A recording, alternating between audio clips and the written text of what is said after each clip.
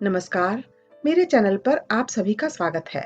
आज प्रस्तुत है श्री शरद चंद्र चट्टोपाध्याय जी के लिखे हुए उपन्यास दत्ता का भाग 6, 7 एवं 8। इसके पहले की कहानी मेरे चैनल पर उपलब्ध है। तो आइए सुनते हैं। दिघड़ा के स्वर्गीय जगदीश बाबू का मकान सरस्वती के उस पार था। बगल के गांव में होने पर भी नदी किनारे के कुछ बांस के पेड़ों के कारण बनमाली बाबू के घर की छत से वह दिखाई नहीं पड़ता था। उस समय शरद ऋतु बीतने के साथ साथ छोटी सी सरस्वती का वर्षा में बढ़ा पानी भी खत्म होता आ रहा था और तीर के ऊपर से किसानों के आने जाने की पगडंडी भी पैरों से सूखकर खड़ी होती जा रही थी। इसी पगडंडी से आज शाम को विजया बूढ़े दरबान कन्हैया सिंह को साथ लेकर बाहर घूमने निकली थी। उस पार के बबूल, बांस, खजूर आदि वृक्षों के पत्तों की फांकों से अस्ताचल में डूबते हुए सूर्य की आरक्त आभा बीच बीच में उसके मुंह पर आकर पड़ रही थी। अनमनी दृष्टि से दोनों किनारों के इधर उधर के दृश्य देखते देखते बराबर उत्तर की तरफ बढ़ते हुए सहसा वहां उसकी आंखें जा लगी, जहां नदी में कुछ बांस इकट्ठे करके पार उतरने के लिए पुल बना दिया गया था। उसे अच्छी तरह देखने के लिए पानी के किनारे आकर खड़े होते ही विजया ने देखा कि बहुत थोड़ी दूर पर एक व्यक्ति अत्यंत निमग्न होकर मछली पकड़ रहा है। आहट पाते ही उस व्यक्ति ने मुंह उठाकर नमस्कार किया। ठीक उसी समय विजया के मुंह पर सूर्य की किरणें आकर पड़ी या नहीं मालूम नहीं, लेकिन चार आंखें होते ही उसका गोरा मुंह एकदम मानो रंगीन हो गया। जो व्यक्ति मछली पकड़ रहा था वह पूर्ण बाबू का वही भांजा था जो उस दिन मामा की तरफ से उसके पास शिकायत करने आया था।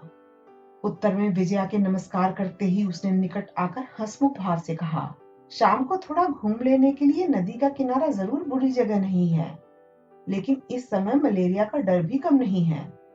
इस संबंध में शायद आपको किसी ने सावधान नहीं किया। विजया ने सिर हिलाकर कहा, नहीं, और दूसरे ही क्षण अपने को संभाल कर मुस्कुराते हुए कहा, लेकिन मलेरिया तो आदमी को पहचान कर नहीं पकड़ता। मैं तो बिन जाने आई हूँ, पर आप तो जानबूझकर पानी के किनारे बैठे हैं। देखूं तो कौन सी मछली पकड़ी है? व्यक्ति ने हंसकर कहा, कोतरी मछली, लेकिन 2 घंटे में सिर्फ 2 ही पा सका। मजदूरी का परता नहीं बैठा, लेकिन क्या करूं बताइए, आप ही के समान मुझे प्रायः परदेसी ही कहना चाहिए। बाहर बाहर दिन कटे हैं, किसी से उतनी जान पहचान भी नहीं है, लेकिन शाम तो जैसे भी हो काटनी ही पड़ती है। विजया ने गर्दन हिलाकर हंसते हुए कहा, मेरी भी लगभग यही दशा है। आपका मकान शायद पूर्ण बाबू के मकान के नजदीक ही है। व्यक्ति ने कहा, नहीं, और फिर हाथ से नदी के उस पार दिखाकर कहा, मेरा मकान वह दिघड़ा में है, इसी बांस के पुल से पार जाते हैं। गांव का नाम सुनकर विजया ने पूछा, तब तो जान पड़ता है जगदीश बाबू के लड़के नरेंद्र को आप पहचानते हैं? उस व्यक्ति के सिर हिलाते ही विजया अत्यंत कौतूहल से सहसा प्रश्न कर बैठी, वे किस प्रकार के आदमी हैं? लेकिन मुंह से निकलते ही वह अपने इस अशिष्ट प्रश्न के कारण अत्यंत लज्जित हो उठी। विजया का लज्जा भाव उस व्यक्ति की दृष्टि से छिपा नहीं रह सका।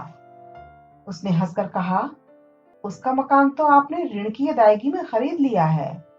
अब उसके संबंध में पता लगाने से क्या फल होगा, लेकिन उसे जिस सदुद्देश्य से लिया गया है वह इस प्रांत के सब लोगों ने सुन लिया है। विजया ने पूछा, एकदम लिया जा चुका? शायद इस तरफ यही बात फैल गई है। वह बोला, फैलने की बात ही है। जगदीश बाबू की सारी जायदाद आपके पिता के पास रहननामे से बंधक थी।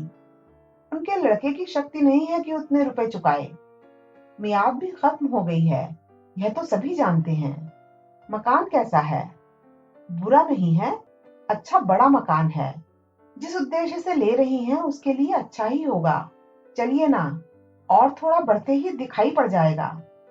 विजया ने चलते चलते कहा, आप जब गांव के आदमी हैं तब जरूर सब जानते हैं।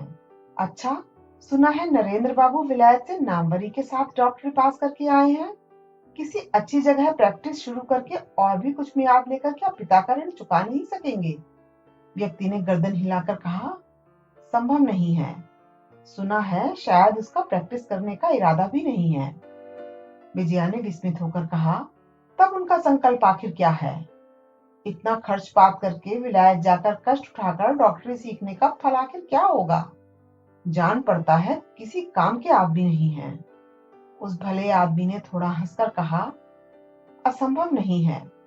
तो भी सुना है शायद नरेंद्र बाबू खुद इलाज करके रोग मिटाने की बनिस्बत कोई नया आविष्कार कर जाना अधिक पसंद करते हैं, जिससे बहुत ज्यादा लोगों का उपकार हो। मैंने सुना है वे तरह तरह के यंत्र लेकर दिन रात खूब मेहनत किया करते हैं। विजया ने चकित होकर कहा, यह तो बहुत बड़ी बात है, लेकिन घर द्वार चले जाने पर कैसे करेंगे? ऐसी दशा में तो उन्हें रोजगार करना चाहिए। अच्छा, आप यह तो जरूर बता सकेंगे कि विलायत जाने के कारण क्या यहाँ के लोगों ने उन्हें समाज से बाहर कर दिया है? भले आदमी ने कहा, सो तो जरूर कर दिया है। मेरे मामा पूर्ण बाबू उनके भी एक प्रकार से आत्मीय हैं, पर उन्होंने भी पूजा के दिनों में उन्हें मकान पर बुलाने का साहस नहीं किया। लेकिन इससे उनका कुछ बनता बिगड़ता नहीं है। अपने कामकाज में लगे रहते हैं, समय पाने पर चित्र आंकते हैं, मकान से बाहर निकलते ही नहीं। देखिए, वह है उनका मकान। कहकर उसने अंगुली से वृक्षलताओं से घिरी एक भारी कोठरी दिखा दी। इसी समय बूढ़े दरबान ने पीछे से टूटी फूटी बंगाली में बताया कि हम बहुत दूर निकल आए हैं, मकान पहुंचते पहुंचते शाम हो जाएगी। व्यक्ति ने फिरकर खड़े होकर कहा, हाँ, बात करते करते बहुत दूर आ गए हैं। उसे उसी बांस के पुल पर से गांव में जाना था, इसलिए लौटते समय भी वह साथ साथ आने लगा। विजया ने मन ही मन न जाने क्या सोचकर कहा, तो बताइए, उन्हें किसी आत्मीय कुटुंबी के घर में भी आसरा पाने का भरोसा नहीं है? व्यक्ति ने कहा, बिल्कुल नहीं। विजया ने और थोड़ी देर चुपचाप चलकर कहा, वे किसी के पास भी नहीं जाना चाहते। यह बात ठीक है, नहीं तो इस महीने के आखिर में ही तो उन्हें मकान छोड़ देने का नोटिस दिया गया है।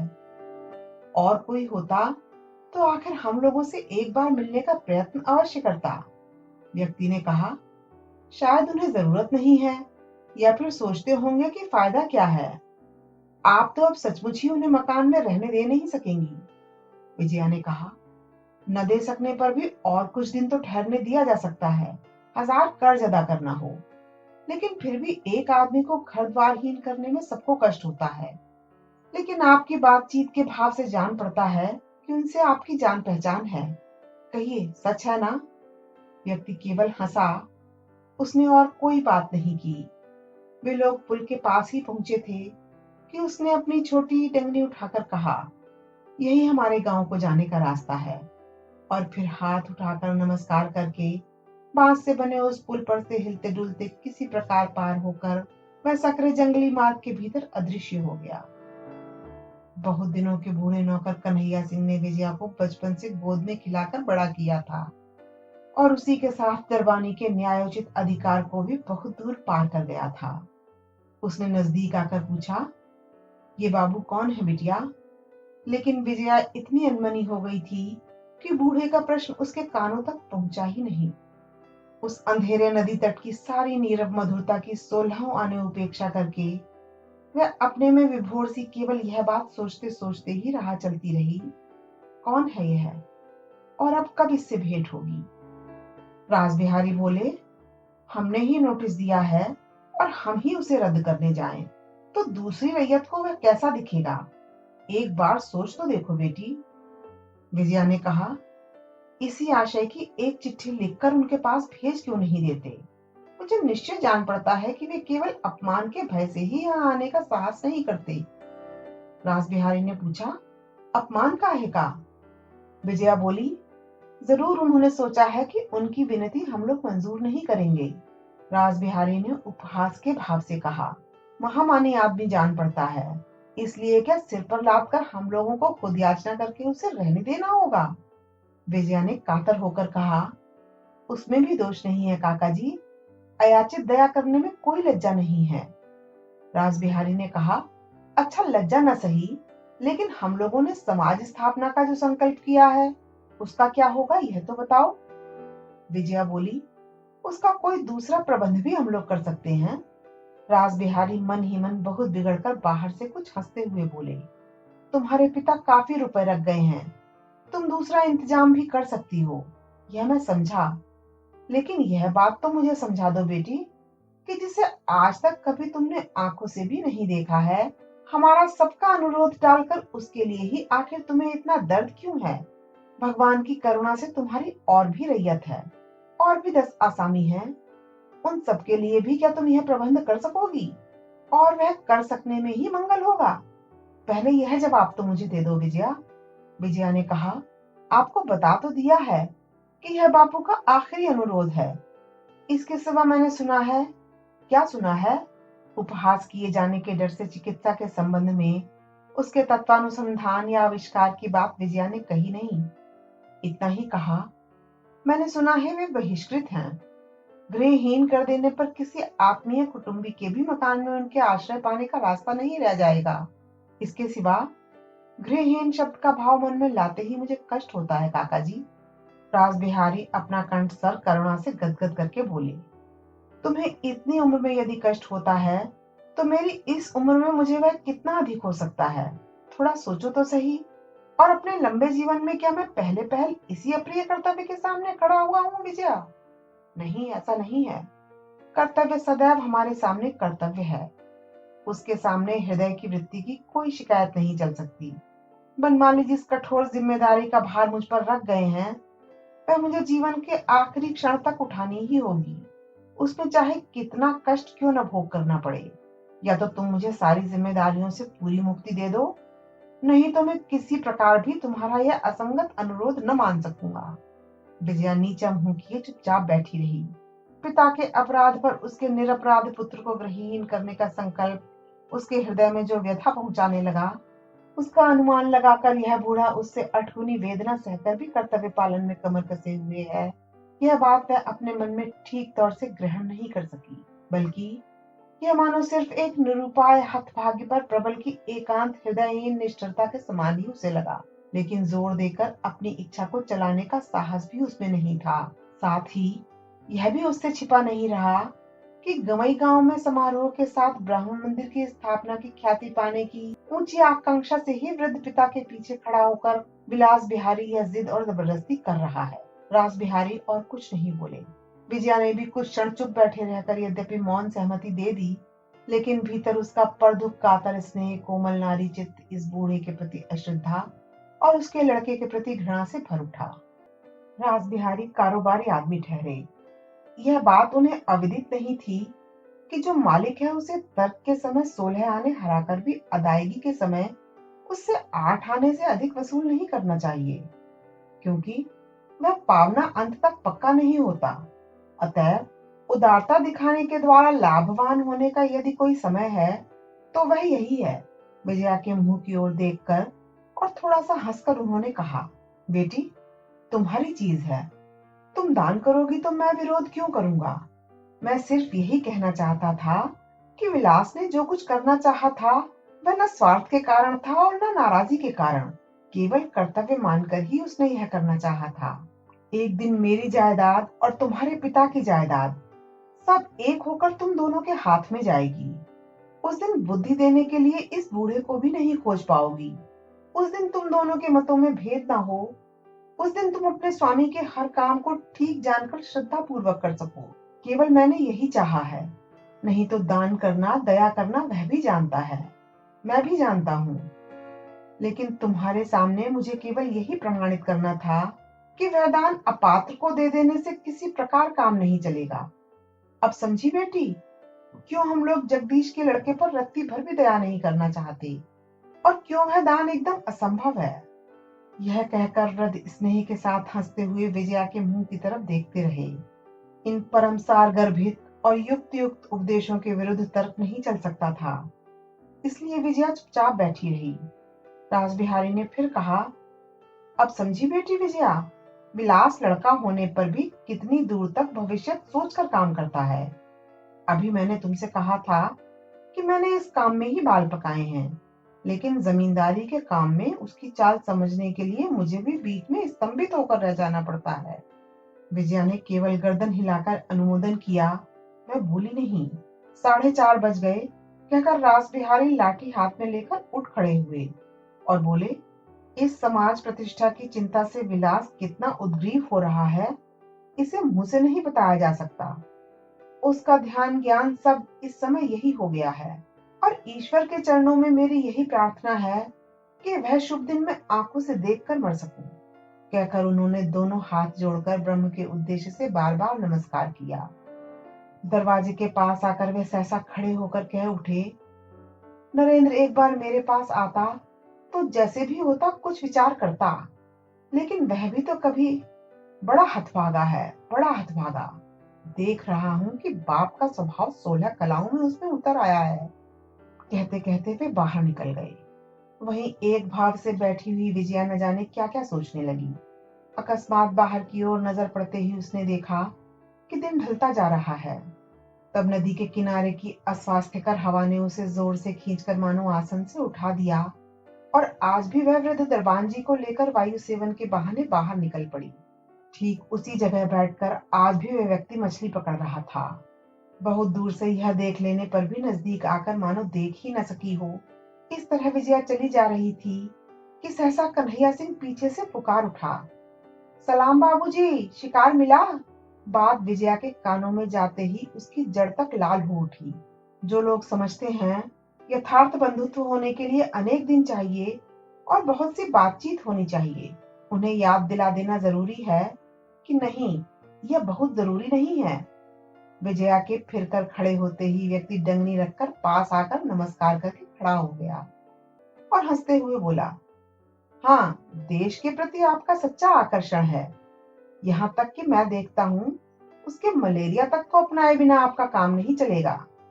विजया ने हंसमुख होकर पूछा, आप अपना चुके हैं जान पड़ता है, लेकिन देखने से तो ऐसा नहीं जान पड़ता। व्यक्ति ने कहा, डॉक्टर को थोड़ा धीरज रखकर अपनाना होता है, ऐसी छीन झपट। बात समाप्त होने के पहले ही विजया ने प्रश्न किया, आप डॉक्टर हैं शायद? व्यक्ति अप्रतिभ हो जाने के कारण सहसा उत्तर नहीं दे सका, लेकिन दूसरे ही क्षण अपने को संभाल कर उसने हंसी की भंगी से कहा, यही समझना चाहिए, एक बड़े भारी डॉक्टर के पड़ोसी है ना हम लोग, सबको ले दे लेगा, तब तो हमारी बारी आएगी, ठीक है ना? विजया ने क्षण भर चुप रहने के बाद कहा, मैंने अनुमान किया था कि वे केवल पड़ोसी ही नहीं, वे आपके मित्र भी हैं। मेरी बातें उनसे कह दी हैं क्या?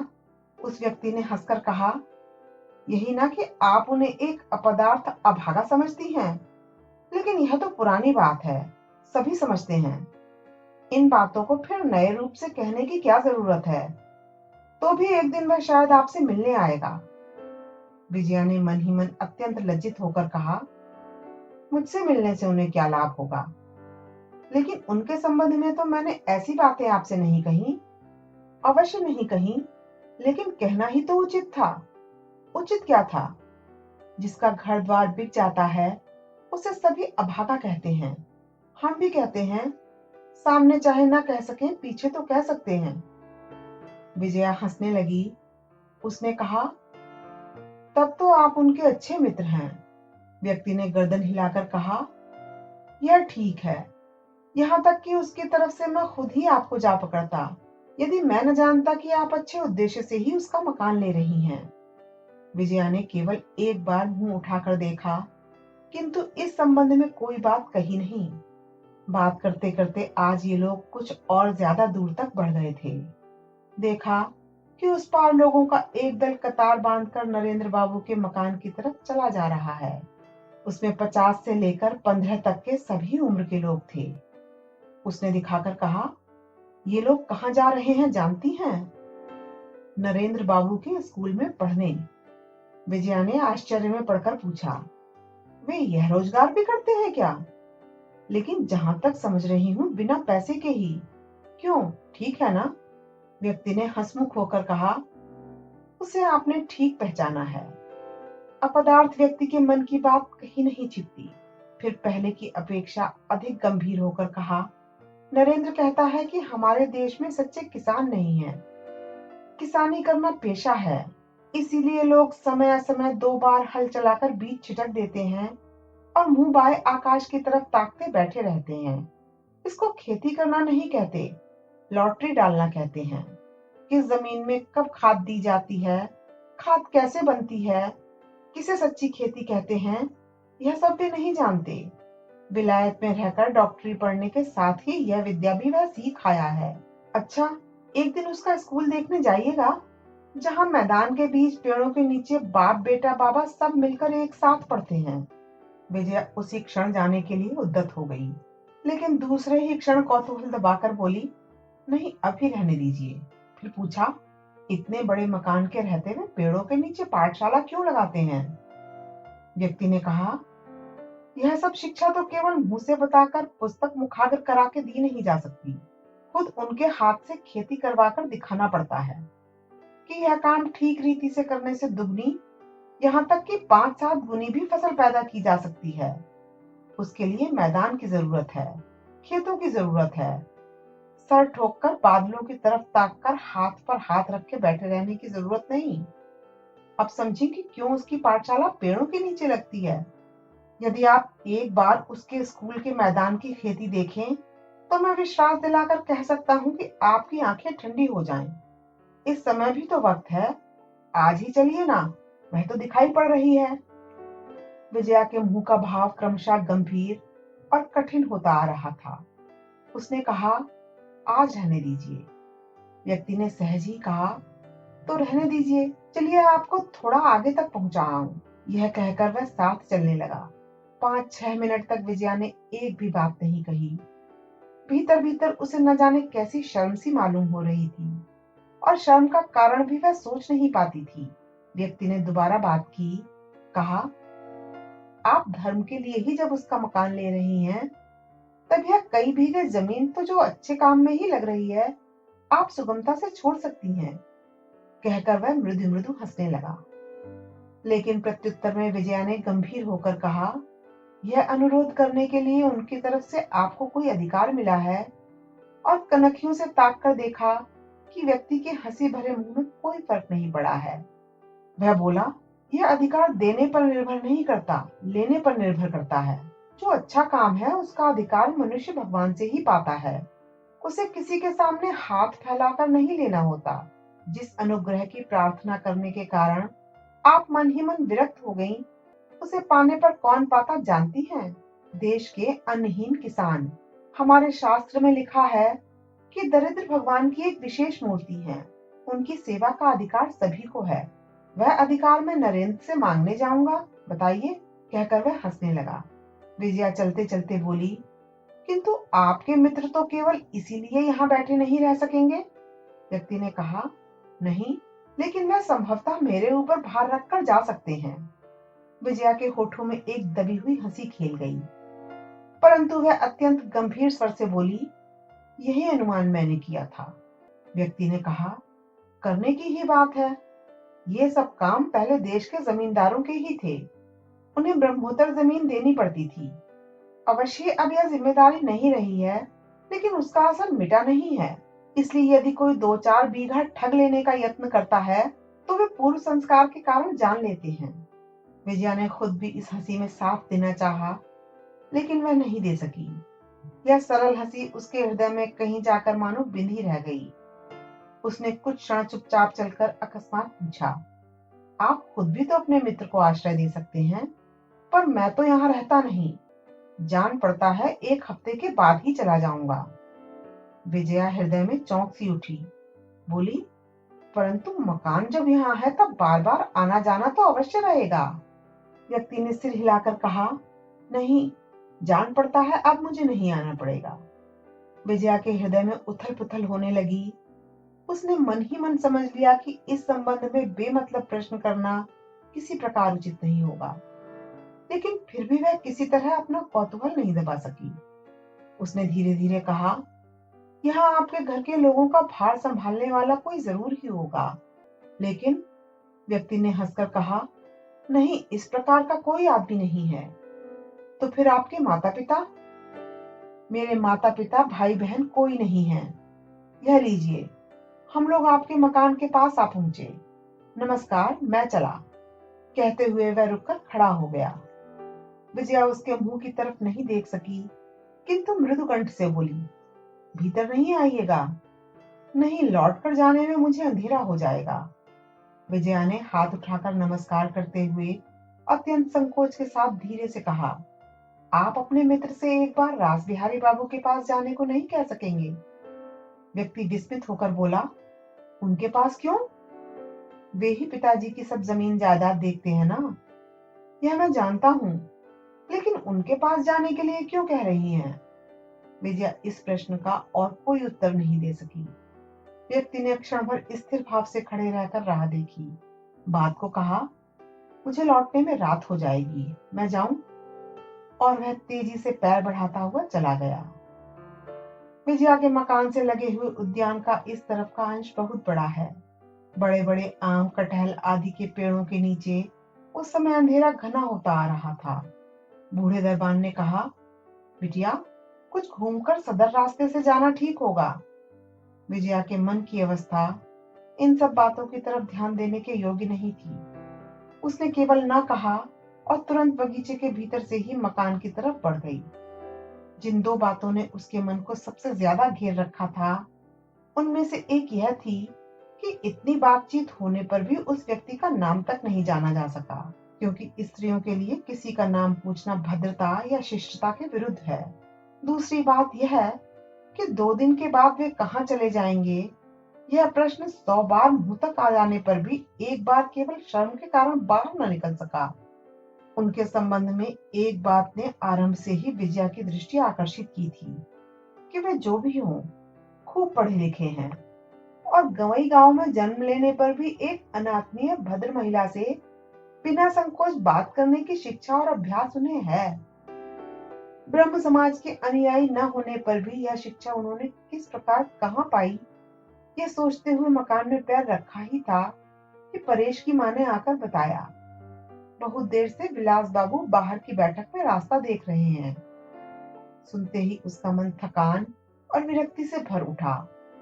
यह वही व्यक्ति है जो अभी उस दिन नाराज होकर चला गया था और फिर नहीं आया, लेकिन आज चाहे जिस कारण से भी आया हो, इस समय जिस व्यक्ति के विचारों से उसका हृदय परिपूर्ण हो रहा है, उसके संबंध में अधिक कुछ न जानते हुए भी वह दोनों के बीच अकस्मात आकाश पाताल का भेद किए बिना न रह सकी। उसने थके हुए गले से पूछा, क्या उन्हें बता दिया है परेश की अम्मा कि मैं घर आ गई हूँ? परेश की माँ ने कहा, नहीं दीदी, मैं परेश को खबर देने के लिए भेजे देती हूँ। वे चाय पियेंगे कि नहीं पूछा था? अरे पूछा क्यों नहीं, उन्होंने कहा था कि तुम्हारे लौट आने पर एक साथ पियेंगे। विलास बाबू ही इस घर के होनहार मालिक हैं, यह बात आत्मीय जनों में किसी से छिपी नहीं थी और उसी हिसाब से उनके आदर सत्कार में भी त्रुटि नहीं होती थी। विजया और कुछ कहे बिना ही ऊपर अपने कमरे में चली गई। कोई 20 मिनट बाद उसने नीचे आकर खुले दरवाजे के बाहर से देखा कि विलास टेबल पर झुका हुआ कुछ कागज पत्र देख रहा है। विजया के पैरों की आहट सुनते ही वह मुंह उठाकर साधारण सा नमस्कार करके एकदम गंभीर हो उठा और बोला, तुमने सोचा होगा कि मैं नाराज होकर इतने दिन नहीं आया। नाराज यद्यपि मैं नहीं हुआ, लेकिन यदि होता भी तो आज मैं तुम्हारे सामने प्रमाणित कर दूंगा कि वह जरा भी अनुचित न होता। विलास अब तक विजया को आप कहकर पुकारता था। आज के इस आकस्मिक तुम संबोधन का कोई कारण समझ न पाने पर भी विजया का मुंह देखकर यह अनुमान करना कठिन नहीं था कि वह आनंद से उच्छ्वासित नहीं हो सकी और कोई बात कहे बिना ही धीरे धीरे कमरे में आकर एक कुर्सी खींचकर बैठ गई। विलास ने उस तरफ पलक तक उठाए बिना कहा, मैं सब ठीक ठाक करके अभी अभी कलकत्ते से आ रहा हूँ। अभी तक पिताजी से भी भेंट नहीं कर सका हूँ। तुम तो मजे से चुप बैठी रह सकती हो, लेकिन मैं तो नहीं रह सकता। मुझे अपनी जिम्मेदारी का ज्ञान है। इतना भारी काम सिर पर लेकर मैं स्थिर नहीं बैठ सकता। अपने ब्राह्म मंदिर की प्रतिष्ठा इन बड़े दिनों की छुट्टियों में ही होगी। सब तय कर आया, यहाँ तक कि न्योता देना तक बाकी रखकर नहीं आया। कल सवेरे से अब तक मुझे कितने चक्कर काटने पड़े हैं।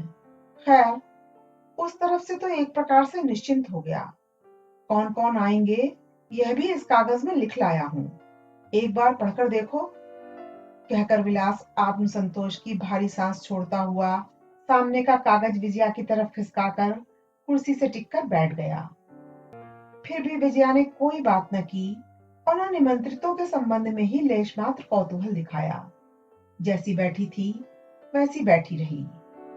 इतनी देर के बाद विलास बिहारी ने विजया की चुप्पी के संबंध में सचेत होकर कहा, मामला क्या है? चुप क्यों हो? विजया ने धीरे से कहा।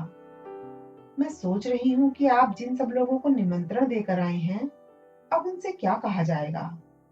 इसका मतलब मंदिर प्रतिष्ठा के संबंध में मैं अब तक कुछ तय नहीं कर पाई हूँ। विलास तनकर सीधा बैठ गया और कुछ क्षण तीव्र दृष्टि से देखते रहकर बोला, इसका मतलब क्या है? क्या तुमने सोचा है कि इन छुट्टियों में न कर सकने पर फिर प्रतिष्ठा जल्दी से हो सकेगी? वे लोग तुम्हारी रैयत नहीं हैं, जो तुम्हें जब सुविधा होगा तभी आकर हाजिर हो जाएंगे। आखिर यह सब कुछ तय न कर पाने का मतलब क्या है? क्रोध से विलास की दोनों आंखें जल उठी। विजया नीचा मुंह किए बहुत देर चुप बैठी रही, फिर धीरे से बोली, मैंने सोचकर देख लिया, यहाँ यह सब धूमधाम करने की जरूरत नहीं है। विलास दोनों आंखें फाड़कर बोला, धूमधाम? मैंने तो नहीं कहा कि धूमधाम करनी होगी, बल्कि जो स्वभावतः ही शांत गंभीर है, उसका काम निशब्द ही पूरा किया जाएगा। इतना ज्ञान मुझे है, तुम्हें उसके लिए चिंता न करनी होगी। विजया ने उसी प्रकार मृदु कंठ से कहा, यहाँ ब्राह्म मंदिर स्थापित करने की कोई सार्थकता नहीं है, यह काम नहीं होगा। विलास पहले तो ऐसा स्तंभित हो गया कि उसके मुंह से सहसा कोई बात ही नहीं निकली।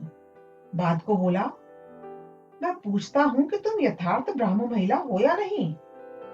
विजया ने मानो गहरी चोट से चौंक कर मुंह उठाकर देखा, किंतु पलक मारते ही अपने को संयत करके कहा, आप घर से शांत होकर लौटिएगा, तब बातें हो लेंगी। इस समय रहने दीजिए। यह कहकर वह उठना ही चाहती थी कि देखा नौकर चाय का सामान लिए कमरे में आ रहा है। वह फिर बैठ गई। विलास ने उस तरफ आंख उठाकर भी नहीं देखा। ब्राह्म समाजी होकर भी उसने अपना व्यवहार सुसंयत और शिष्ट रखना नहीं सीखा था। वह नौकर के सामने ही उद्विग्नता से कह उठा, हम लोग तुम्हारा संबंध एकदम छोड़ दे सकते हैं, जानती हो? विजया चुपचाप चाय बनाती रही। उसने कोई उत्तर नहीं दिया। नौकर के चले जाने पर धीरे से बोली, इसकी चर्चा मैं काका जी के साथ करूंगी, आपके साथ नहीं। कहकर उसने एक कप चाय उसकी तरफ बढ़ा दी। विलास उसे छुए बिना ही अपनी बात को दोहराकर बोला, संबंध त्याग कर देने से क्या होगा जानती हो?